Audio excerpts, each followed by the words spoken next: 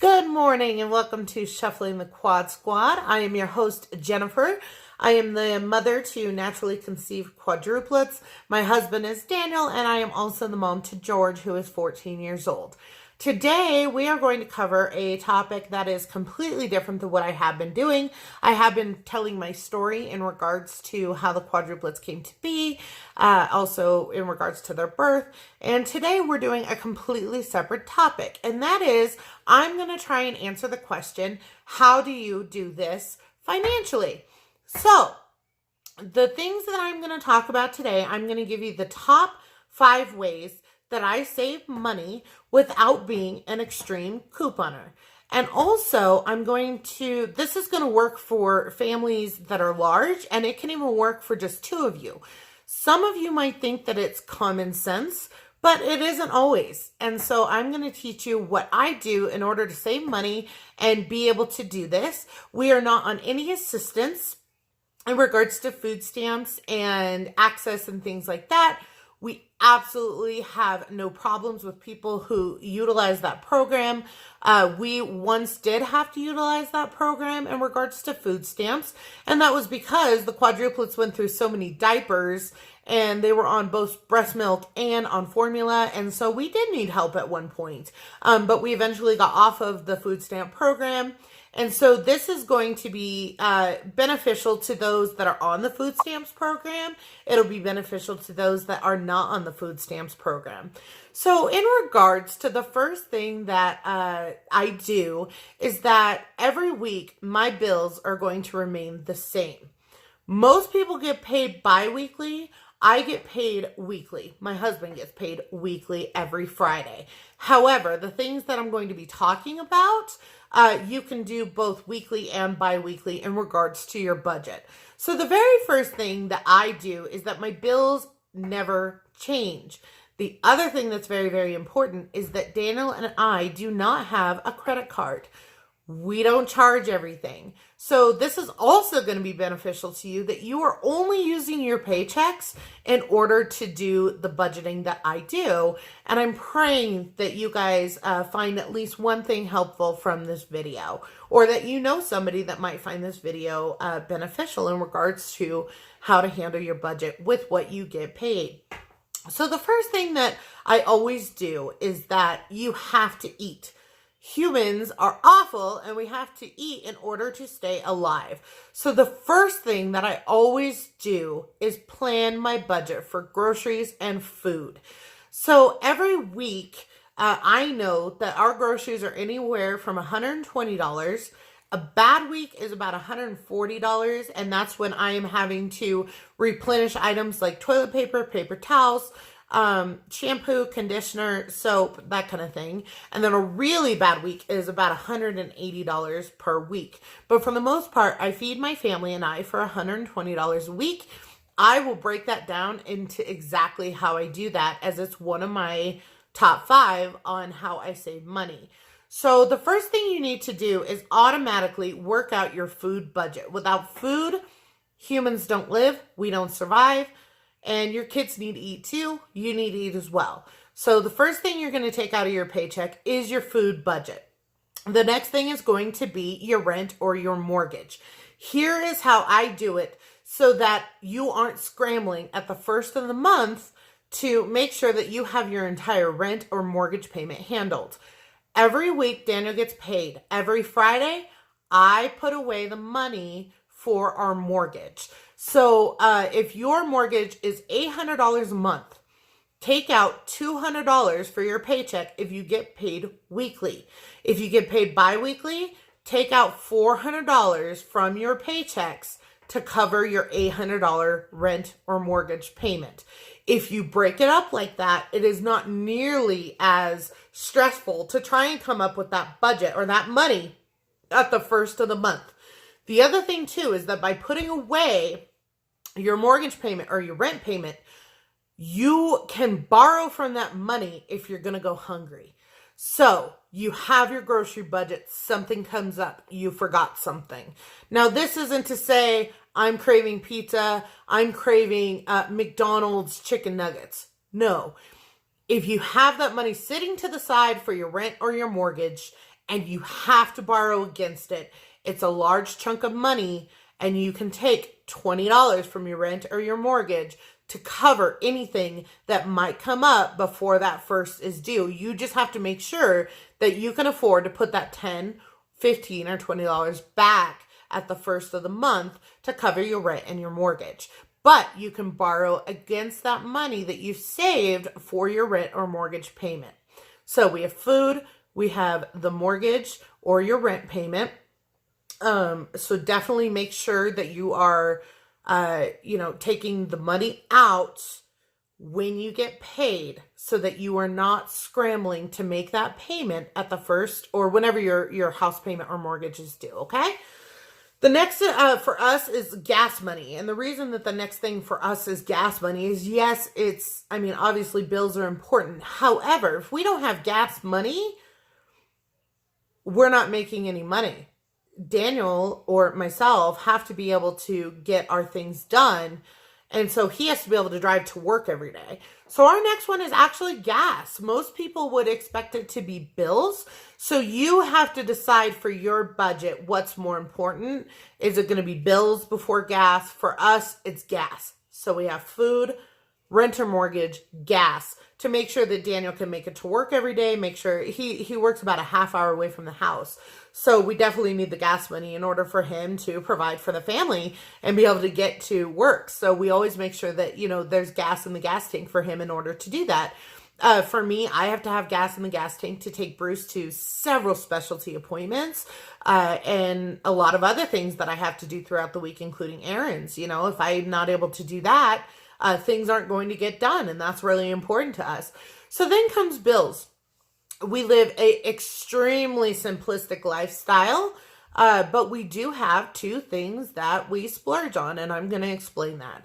So your bills are going to come next, and that's going to include electric, gas, water, all your normal ones. Some people have trash.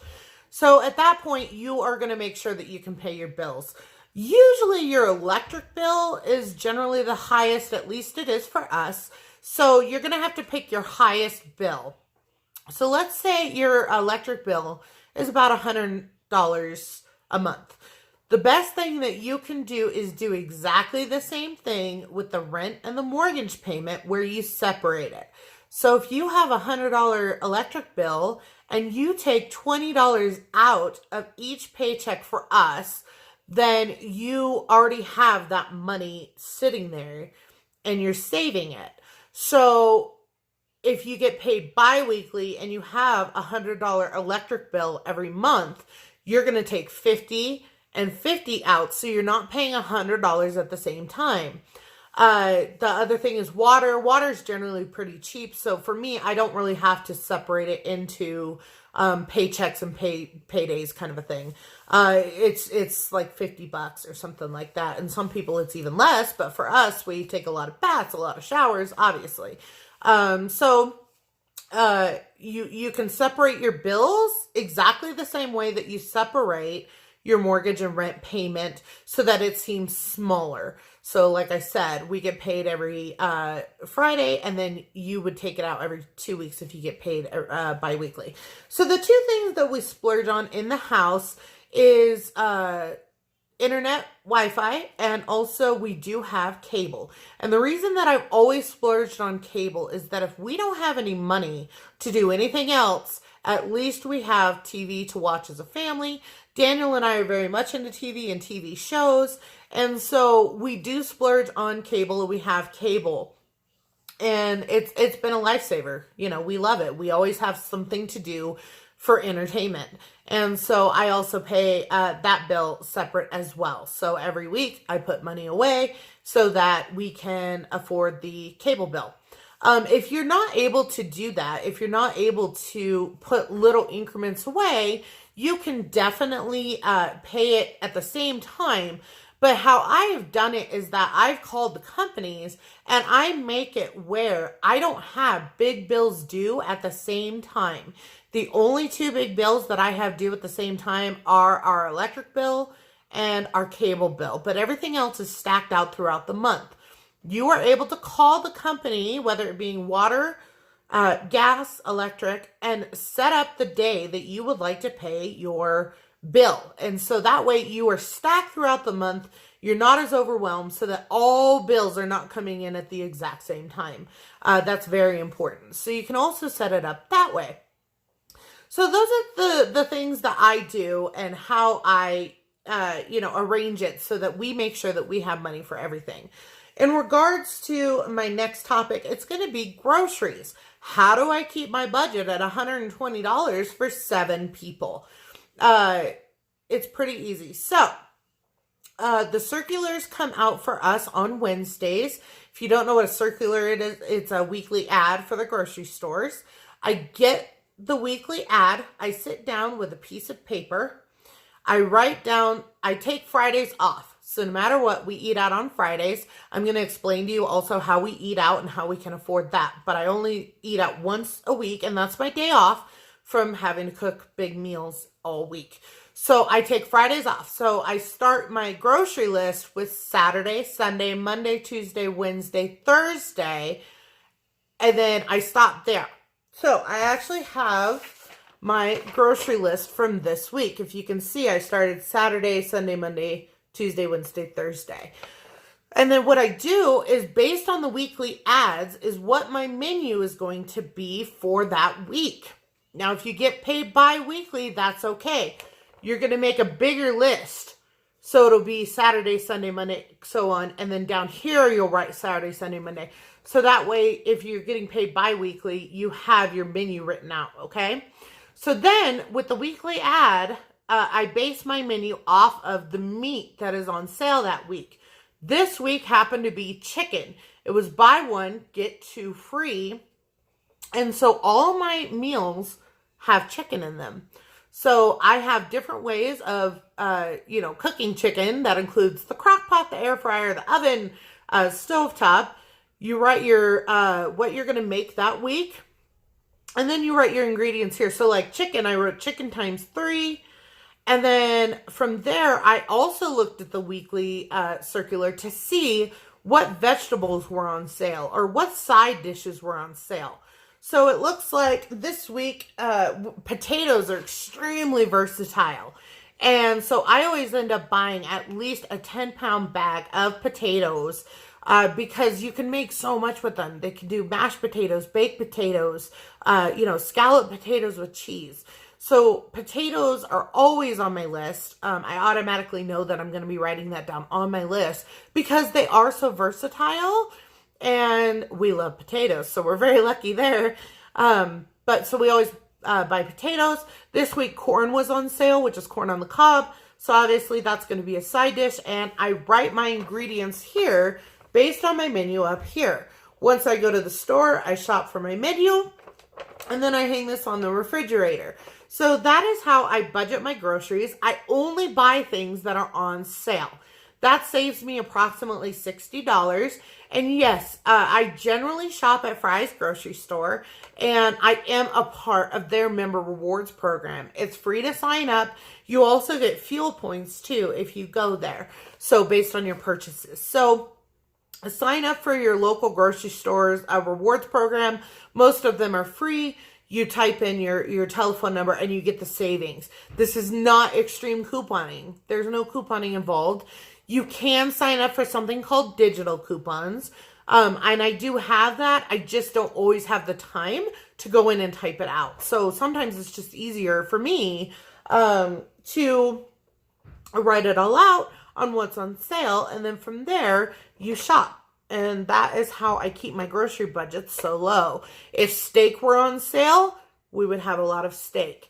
I also have items that if there's no meat on sale, I do have menu items that I know, okay, it's pretty cheap to make this, and we don't have to have anything on sale.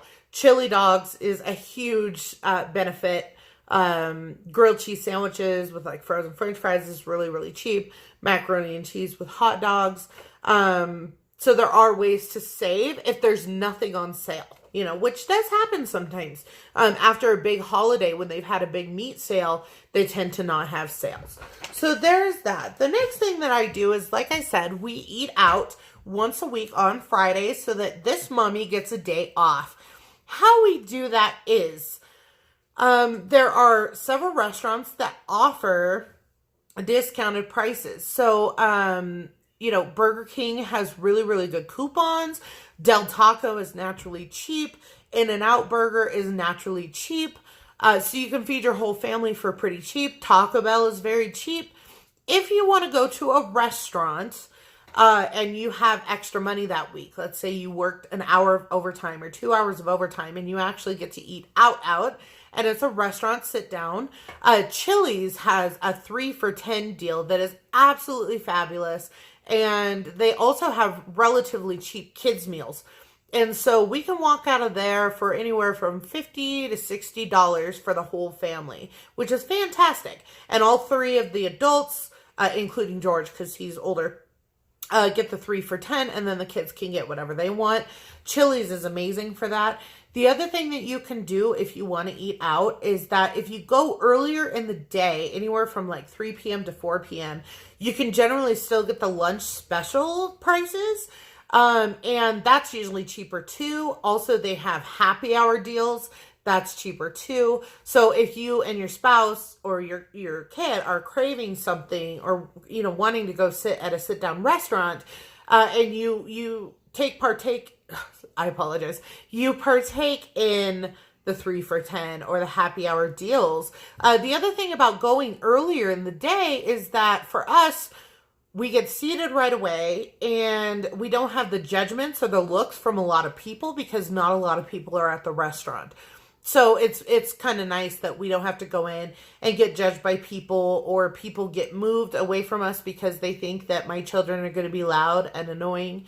And it does not happen. We've trained our kids to be very, very good inside of a restaurant, but it does happen where people get up and move. And, we avoid that by going earlier in the day to eat our dinner. And then we just like snack at night, kind of a thing.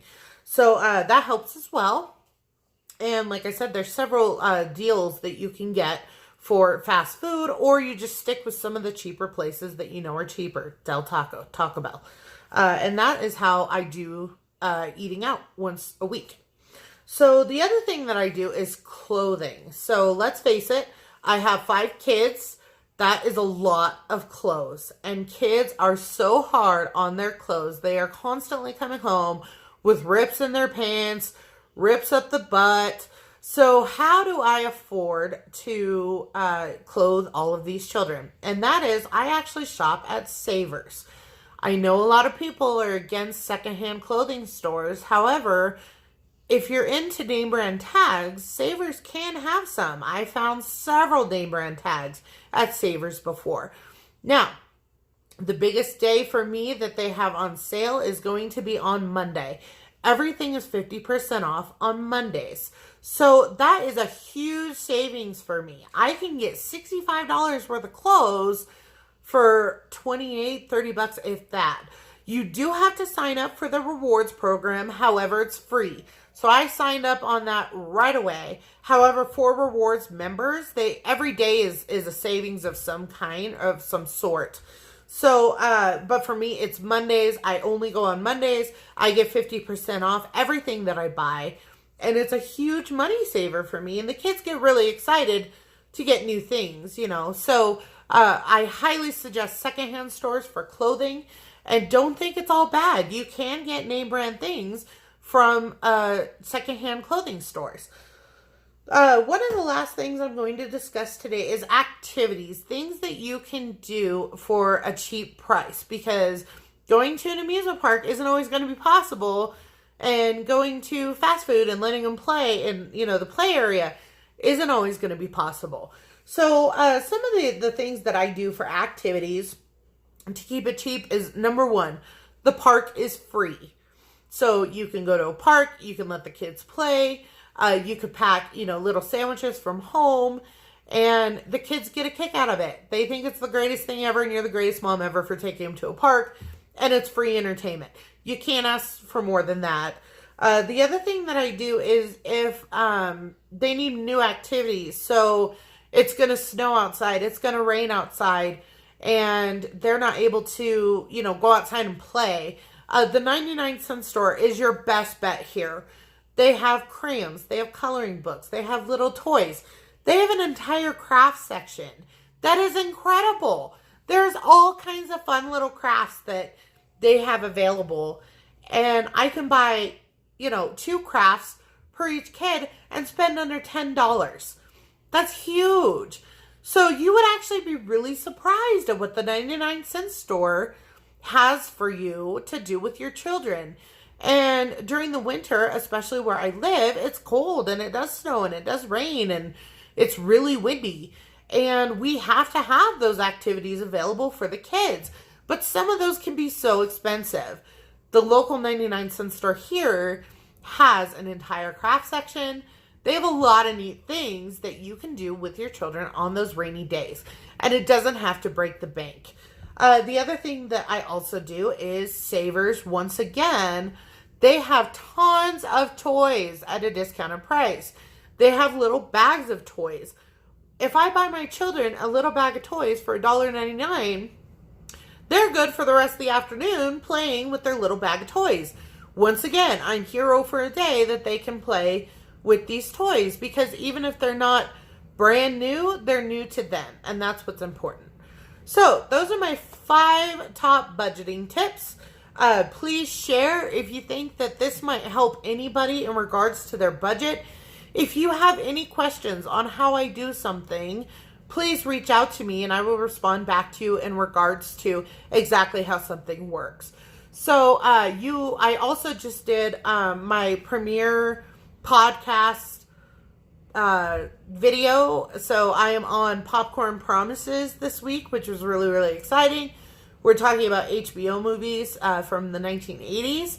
And so that's called Popcorn Promises. You can find me at titanicdreamsauthor@yahoo.com. You can PM me. And I hope all of you guys have a fantastic week, a good week. And please reach out if you need anything. Share this video like crazy so that we can get it out there. And subscribe to the YouTube channel, Shuffling the Quad Squad. Thank you so much and have a great day. Oh, well, great week. Love you all.